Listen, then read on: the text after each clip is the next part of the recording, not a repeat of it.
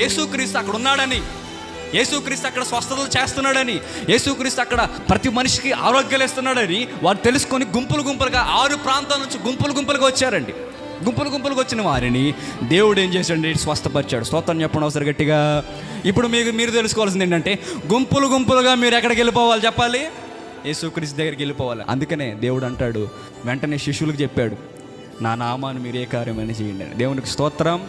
అదేవిధంగా సేవకులు మన కోసం నిర్మించబడ్డారు.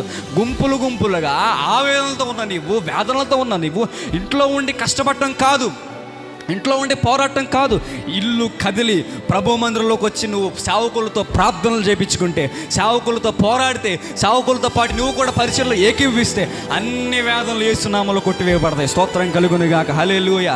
అన్ని వేదనలు యేసు నామములో విడిపించబడతావు, అన్ని బాధలు విడిపించబడతాయి, అన్ని శ్రమలు విడిపించబడతాయి, అన్ని అనారోగ్య పరిస్థితులు, అన్ని అనాలోచనలు యేసు నామములో విడిపించబడతాయి.